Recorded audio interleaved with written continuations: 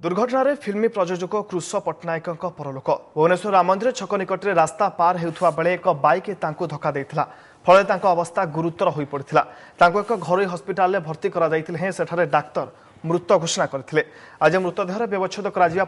आज अंतिम संस्कार जमापड़ी मृत बेलू 56 वर्ष वयस्क होता वियोग में सारा ओलीउड स्तब्ध हो जाता बेले कलाकार महल में शोकर छाया खेली जाइए। कृष पट्टनायक दीर्घ दिन धरी फिल्म प्रयोजक संघर सभापति थे। से कंढे आखिर लुह कहीं जड़े भल लगे और चॉकलेट भली हिट फिल्म गुड़िक निर्माण करते किसी मेगा सीरियल प्रयोजना दायित्व भी नहीं कृष पट्टनायक। कृष पट्टनायक होती प्रतिष्ठित शिल्पपति तारा पट्टनायक भाई। कृषकर कैपिटाल हस्पिटाल शव व्यवच्छेद सरी आनंदपुर नियाजाई शेषकृत्य संपन्न हो।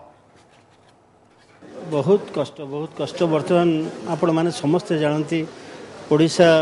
दर्शक प्रेमी मान जानते ओडिया चलचित्र पर जो गोटे बर्तमान बहुत गोटे बड़ घड़ीसंधि मुहूर्त दे आम गति करुचु ता भीतर कृष पट्टनायक जे कि आमर प्रयोजना संस्थार से सभापति थिले मोर सान भाई मोर अति प्रिय बंधु थिले आम तो मुझे परिवार जन सदस्य सी भी आम परिवार सदस्य सी जो आरंभ कले कंढे आखिरी लुह तारा मोर बंधु थिले तांकरी सान भाई से मैंने कंढी आखिर लुह बेल ठारू सहित मोर संपृक्ति आम मिशिचु एकाठी काम करूँ चॉकलेट सिनेमा तैयारी करूँ। बहुत दुखर कथा माने एबे विश्वास भी करियोनी जे इज इट एटा कोन सतर है सो इट्स वेरी पेनफुल। केवल गोटे कथा कहबी गोटे शब्द गोटे कथा कहबी जे फूल जे फूल कुंड रे सब बेले सजेकी रहे ना से फूल भी से फूल जे बास्ना दे निजे झरी जाए ये से भाया फूल जे निजे बास्ना दे झरी गले। ए संपर्क में अधिक शुणा फोन लाइन अच्छा प्रतिनिधि निरंजन रेड्डी। निरंजन जो भाव गतकाली ओलीउड जगत स्तब्ध हो जाता प्रयोजक कृष पट्टनायक परलोक जहाँ सूचना आसी कैपिटाल हस्पिटाल शव व्यवच्छेद सरी तेज अंत्येष्टि क्रिया कौन सब व्यवस्था है केउठी हम केते बेल हम कौन सब व्यवस्था है? अपूर्व देखु ओडिशा फिल्म जगत गोटे बड़ झटका लगी शिल्पपति तारा पट्टनायक फैमिली परिवार गोटे शोकर छाया खेली जाइए। फिल्म प्रयोजक कृष पट्टनायक देहांत होती गतकाली राति राम मंदिर सामने कौन अजणा गाड़ी धक्का देवा फल से आहत होते गुरुतर भाव आहत हवा गोटे भुवनेश्वर गोटे घर हस्पिटाल भर्ती कर राति 11टा समय भर्ती कर कि समय रहा मृत होता घोषणा कर राति सारा रही आज सका 8टारे से घर हस्पिटाल भुवनेश्वर कैपिटाल हस्पिटाल को अणा जाता शव व्यवच्छेद ठीक 9टा बेले शव व्यवच्छेद सर भुवनेश्वर टंकपाड़ी रोड रे बासभवन को शव को एवं सेठारे एकमात्र कन्या अनिशा पट्टनायक पुणे रे कार्यरत अच्छा पुणे आज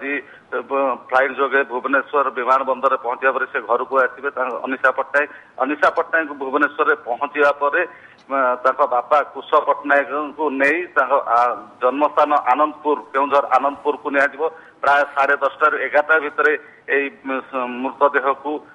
जन्मस्थान आनंदपुर को निया सेठारे शेषकृत्य कर व्यवस्था है जहाँ परिवार पक्षर सूचना मिली जो फिल्म प्रयोजक कृष पट्टनायक मरीजा घटना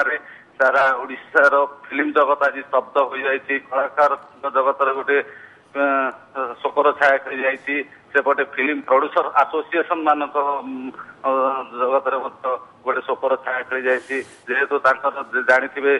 कंढे आखिरी लुह एक फिल्म निर्माण से फिल्म सारा ओडिशा चहल सृष्टि करता चॉकलेट बोली गोटे फिल्म करते कई जड़े भल लगे यही चलचित्र निर्माण करके सारा ओडिशा चहल सृष्टि करते वर्तमान सुधा दुईटी मेगा सीरियल चालू रही जोटा कि गोटे तो अगणार तुलसी और मालिनी